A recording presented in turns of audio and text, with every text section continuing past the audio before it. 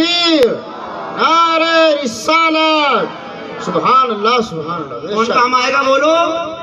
مدینے کا تاجدار کام آئے گا، سبحان اللہ، جن کی باتیں ہم سن رہے ہیں۔ حضرت ابراہیم علیہ السلام کی دو بیویاں، حضرت سارہ اور حضرت ہاجرہ رضی اللہ تعالیٰ عنہما۔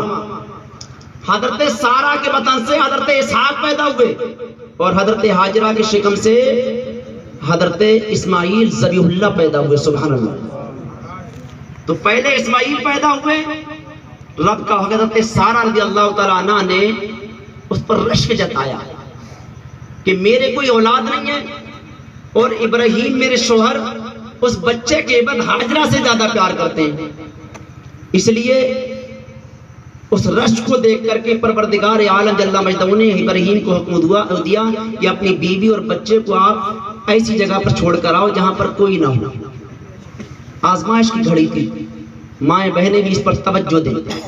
حضرت ہاجرہ رضی اللہ تعالیٰ عنہ کو لے کر حضرت ابراہیم ایک وادی غیر ذی زرع، جہاں کوئی نہ شجر نہ درخت تھا، نہ کوئی پانی کا چشمہ تھا، کچھ نہیں تھا، ایسی جگہ پر تھوڑی سی کھجوریں اور تھوڑا سا پانی مشکیدے میں دے کر چھوڑ کر چلے آئے۔ چلنے لگے، حضرت ہاجرہ نے پوچھا کہاں چلے آپ؟ ہمیں چھوڑ کر ایسی جگہ جہاں کوئی ہمارا مونس و غمخوار نہیں ہے۔ آپ نے کوئی جواب نہیں دیا، دوبارہ پھر کہا، پھر جواب نہیں، تیسری مرتبہ پھر کہا، تو آپ نے فرمایا کیا یہ اللہ کا حکم ہے؟ آپ نے اتنا سر ہلا دیا کہ ہاں یہ اللہ کا حکم ہے۔ تو آپ نے کتنی شاکرہ تھی، سبحان اللہ، کاش ہماری مائیں بہنیں بھی ایسی شاکرہ صبر کرنے والی ہوں۔ رب کا نام سنا کہ رب کا حکم ہے، تو حضرت ہاجرہ نے ایک مرتبہ بھی نہیں پوچھا کہ کیوں چھوڑ کر جا رہے ہو، کہا جب اللہ کا حکم ہے تو انتظام کرنے والا بھی وہی ہے، خدا کے علاوہ کوئی انتظام نہیں کر سکتا نا۔ چلے آئے۔ برسوں کے بعد حضرت ابراہیم علیہ السلام جب گئے، حضرت ہاجرہ کا وصال ہو گیا تھا، انتقال کر گئی تھی۔ حضرت اسماعیل نے قبیلہ بنی جرم میں سے ایک لڑکی سے شادی کر لی تھی۔ حضرت ابراہیم پوری تفصیل بتاتا میں اس میں، لیکن میں وقت نہیں، میرا بتانے کا مقصد نبی کا نور ہے، میں وہی بتانا چاہتا ہوں، ورنہ یہ تفصیل ہو جاتی تو میں بتاتا کیسے شادی ہوئی، کیسے شادی ہوئی، کس طریقے سے قبیلہ آباد ہوا، پوری تاریخ میرے ذہن میں ہے۔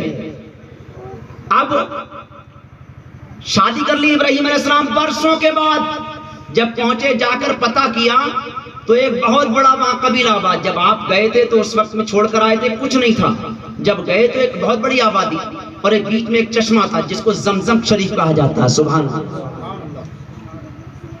آپ نے پوچھا جا کر کے اسماعیل بھی یہی رہتے ہیں؟ کہاں رہتے تو ہیں؟ کون سا گھر ہے؟ کہا فلاں گھر ہے۔ گئے، کنڈی کھٹکھٹائی، اندر سے ایک خاتون نکل کر آئی، پوچھا کون ہے؟ کہا میں فلاں فلاں شہر سے آیا ہوا ہوں، مسافر ہوں۔ تو آپ نے نام نہیں بتایا، مسافر ہوں میں، آپ نے فرمایا۔ اور اس کے بعد میں پھر پوچھا اسماعیل کہاں ہے؟ تو کہا شکار کو گئے۔ کہا تمہاری زندگی کیسی گزر رہی ہے؟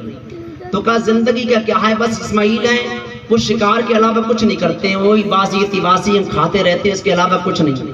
یہ کیا ہو گیا؟ ناشکرا پن ہو گیا، نہیں ہو گیا؟ اللہ جب پیٹ بھر کر کھانا دے رہا ہے تو اس کی ناشکری نہیں۔ اللہ اگر بھوکا بھی رکھے تب بھی رب کا شکر ہی ہونا چاہیے کہ بھوکا جب وہ رکھنے والا ہے تو کھلانے والا بھی وہی ہے۔ ایک ذرا سی ناشکری، حضرت ابراہیم علیہ السلام واپس چل دیے۔ اس عورت نے کچھ نہیں پوچھا، نہ کھانے کو نہ پینے کو، حالانکہ بدکار نہیں تھی، زانی نہیں تھی، عیاش نہیں تھی، کوئی غلط ویسے نہیں تھی، ایک ناشکری تھی، مہمان نوازی بھی اس کے اندر نہیں تھی۔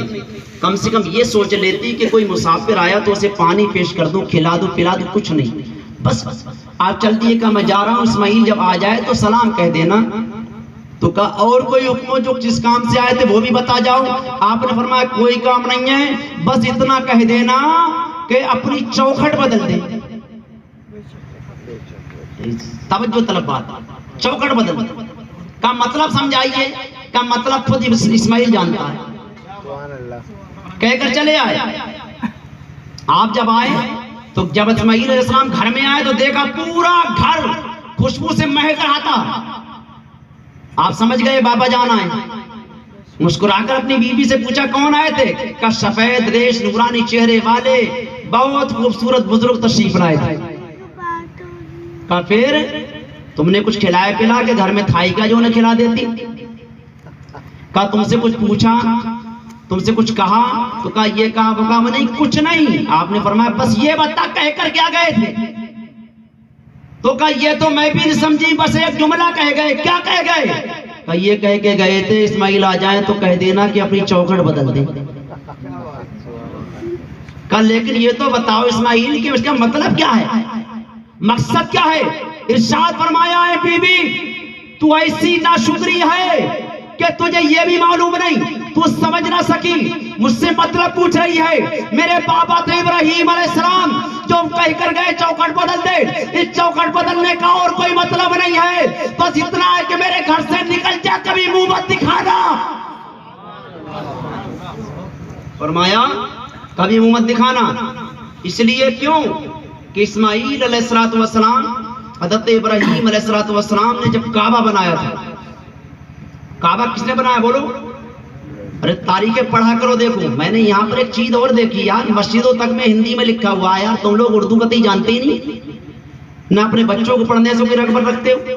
بڑے افسوس کی بات ہے, ہمارے یار یو پی کے اندر تو اللہ کا شکر ہے آج بھی اتنا ماحول بنا ہوا ہے کہ مدرسے آج بھی قائم ہیں, اردو تعلیم پر توجہ, بزرگ لوگ بھی اردو پڑھتے ہیں, جوان بھی اردو پڑھتے ہیں, اور بچے تو سبحان اللہ اردو ہی اردو پڑھتے نظر آتے ہیں. ہمارا مدرسہ دارالعلوم مرکز منہاج الصالحات لڑکیوں کا مدرسہ ہے. ہم نے کچھ دنوں سے خاص توجہ, حالانکہ اب تک ہم